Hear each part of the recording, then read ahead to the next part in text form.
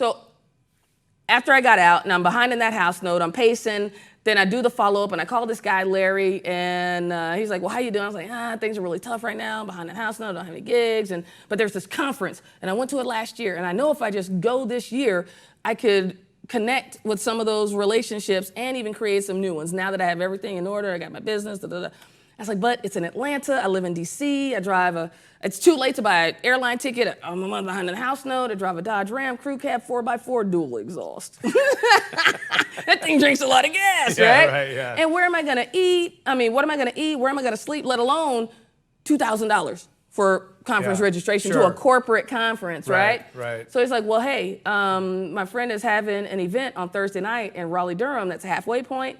Get here, you could spend the night and head down to Atlanta the next day. You'll be fresh and ready to go. Wow.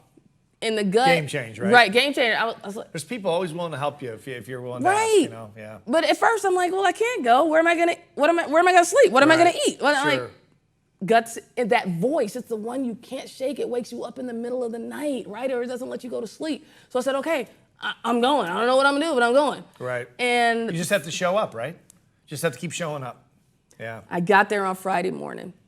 I said, okay, I'm here, looking around, knowing I don't have a registration at that huge registration event. Right, right. And there are probably 2,500 people at this conference. Right. And one of the conference organizers sees me and he said, oh, Captain Armour, how you doing? We didn't know you were coming. I'm thinking, neither did I. And he said, hey, look, we had a speaker fall out. Do you mind filling in? And don't worry, we got your hotel and your registration. Oh, nice. And it was one of the conferences where they feed you. Oh, nice. So you're good. And I didn't have a roommate. I had my own hotel room. Nice. What? Nice. So oh God. It's like the universe is just saying, just show up. Just keep showing up, Just show right? up, Yeah. right? So 30 days from that conference, I had business checks, deposits in my business checking account. Right, right. Right? And within 8 months of that, 12 months total, my business made $136,000 that year. Wow. First year. First year. Oh, that's fast. And then within 4 years, and broke that's very seven tough figures. business. Right. And I didn't, and 08. Oh, what was happening in 08? Yeah, right. Everything was crashing. It was right. Speakers were on a business every day. You and Don were talking about how hard it was, and I was like, man, if this is hard, it's going to be amazing when it gets half good. the business went out of business, It in did. those next 3 years, as you know. Yeah. And COVID was no different. Yeah, that's right. A lot of people did not survive COVID, Yeah, right?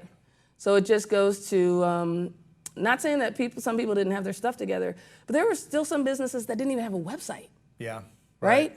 So when we look at digital transformation and how are you willing to evolve and transform and flex, and how quickly can you adapt? And I think being a cop, having to, in the second or protect somebody, or being a combat pilot, I have been trained to assess a situation in a microsecond and make a decision. Right. And that Life or death. absolutely, and that absolutely came into play. Wow. And then you went from the 136 to 7 figures. It had to be just within a few years. 4 years. 4 years, yeah. So 3 years of that first year, 4 years in business, yeah. So what do you attribute that's rocket ship like in the speaking business? Nobody does that hardly, unless you're a celebrity, right? Yeah. So how did you do it? Right. What was behind it? Honestly, it was, and I know people might roll their eyes at this, but it's what made me, coaching. And I didn't start out trying to get coaching because I didn't even know that world, right? My dad wanted me to take Franklin Covey time management class for 3.5 hours and get the little binder and everything. He's like, you need to really learn how to manage your time. And I was like, all right, Dad. Because he used to work for Simon & Schuster, top salesman in the nation, all this stuff. Okay, wow. This is my other dad. Okay. And I looked up the class and I said, all right, $299 for 3 hours? You got to be kidding. That is ridiculous. Yeah, it's all perspective. Right, it's all perspective, right? Perspective, and the very first coaching that I ended up investing in was $10,000. Wow. For 2.5 days with this woman in Texas. And again, I was still, this is after that conference, but I was still behind. Right. Of course, because I still wasn't generating the money yet.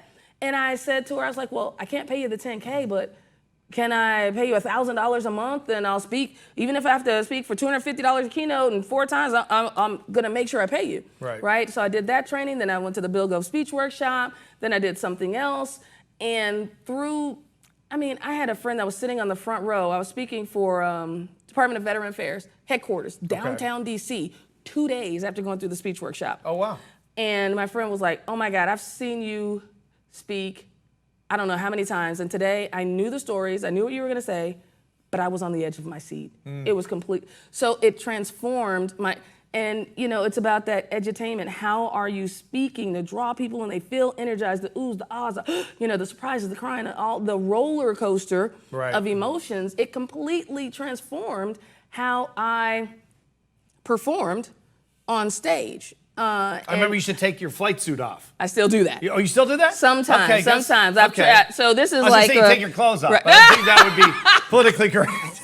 But you should take your suit off. Guys would come up and say, my favorite part's when you stripped on stage. I'm like, oh my God, I did not strip.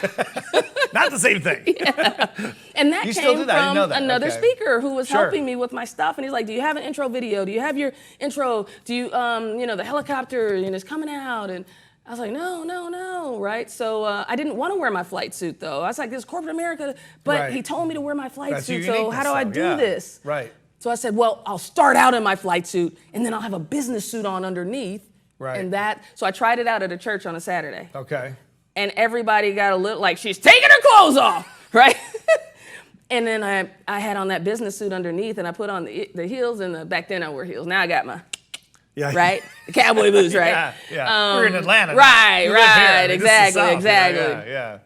And it went over like amazingly well. I was like, okay, that's a keeper. You got something, sure. And that's usually how know it with an evolved. audience pretty fast. Yeah, right. Yeah.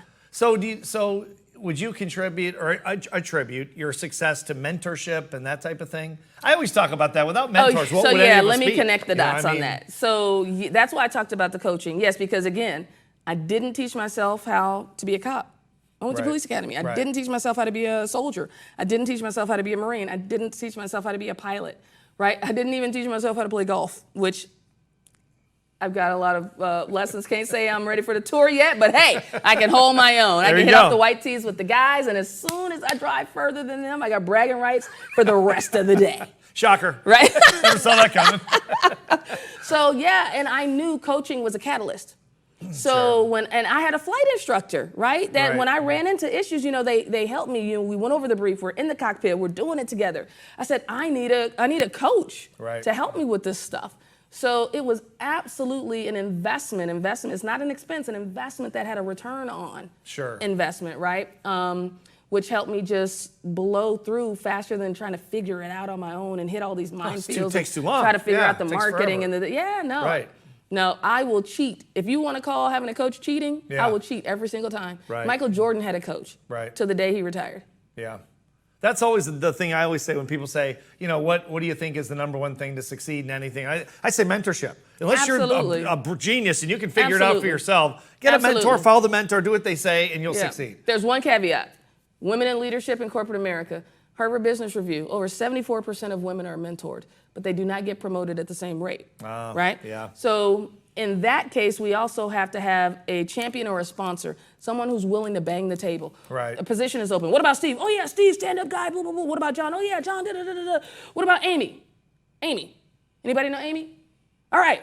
What about Rob? Oh yeah, Rob, da, da, da. Sure, right? yeah, absolutely, yeah. So how do you recommend that people overcome that? Because even in financial services, obviously it's still a world of discrimination at some level, right? Right. So it's not keep your head down, work hard, and somebody's going to recognize you. No. You have to create your flight plan, your roadmap, your way forward. Know what you want versus just showing up every day. Know what you want. What's your goal? Where are you trying to get to? Then you got to get people on board with you who are your allies, whether they look like you or they don't. And especially the folks who don't that are sitting around the table, make sure you get into the high potential pool. Like, how can you become some of that high potential talent or talent of color, right? For all my women and minorities out there. And again, and again, and again, and if that's not working, sometimes in order to grow, you got to go. Right. Wow. How can people get in touch with you in terms of maybe learning in your leader? I know you have a new executive leadership program. I do. Is that only for women or is it for everyone? Or So that particular program is only for women. It's very specific, executive women or entrepreneurial women. Okay, who sometimes deal with bouts of lack of confidence or they feel like they have imposter syndrome and they just want to be bold and gutsy and make these decisions, show up with power and courage and like kill it, right? And you kind of mentor them to do that through this program? Absolutely. How does it work? Absolutely. How do you do it? I mean, what's the mechanism of it? Is it digital or is it? Digital group coaching, and after we make it through COVID, there will be some in-person retreats. Oh, wow, right? okay. Yeah, absolutely. Because not everybody's gonna be a cop and be a combat pilot and go through all the training I've gone through. Right, So how exactly. can I transfer that excellence, right? Transference of excellence of everything I've been blessed to go through that I would never wish on anyone else. Yeah, sure. Right? To be able to give the executive summary of, okay, this is how we can do it. Let me show you how. So, getclearwithflygirl.com, right? That's going to give people a download. And this is for anybody. Can you say it again? So do we make sure? Get clear with flygirl.com. Getclearwithflygirl.com. And what are they going to get? They're going to get an ultimate action guide on making their gutsy move. So Okay. again, for any leaders, managers, men, women, you want to share it with your team, you want to take talking points out of it once a week to, have a leadership conversation on how are we acting as a team, how are you as an individual, how are we moving forward. And we'll also be able to be in contact through that download. You give me your information and we go from there. And you also have books. I do. Tell us about your books. So you talked about the breakthrough, and I went from 0 to 60. Well, right. The name of the Zero book to Breakthrough, is right? Zero to Breakthrough. I remember. Yeah, it's a good book too. I remember when it came out. Yeah. The 7-step battle-tested method. Okay. For accomplishing goals that matter, and that's available anywhere. Amazon or Barnes and whatever. Nobles. Yeah. Okay. And I'm working on my next book. I'm Okay. excited.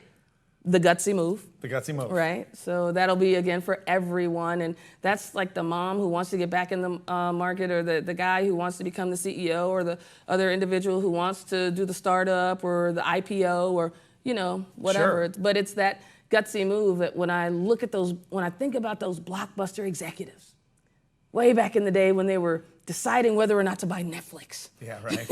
And it's called Over the Horizon for a reason. You can't Yeah. exactly see it, but if I were to go back today and ask them when the time comes, when your defining digital moment, I do a lot in technology for CIOs, when your defining digital moment is here, are you going to be willing to go for it, right? And all of them would say, yeah, absolutely.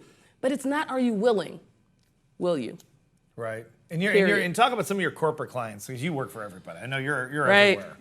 Oh, who's man, not a Vernice client? Armour client, right? JP Morgan, You're all Fortune Bank 500. of America, Walmart, Right. You're everywhere. Chase, Capital One, a lot of financial industry, a lot of retail, Right. health insurance, a lot of healthcare, right? Because there are some through lines.